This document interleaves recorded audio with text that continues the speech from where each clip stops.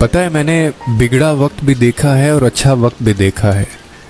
मैंने वो चीज़ भी खोई है जो मुझे जान से ज़्यादा प्यारी थी, और मैंने वो भी पाया जिसको पाने का मैंने कभी तसव्वुर भी नहीं किया था। मैंने हुजूम में खामोशी देखी है और तन्हाई में भी कहकों की आवाज़ सुनी है।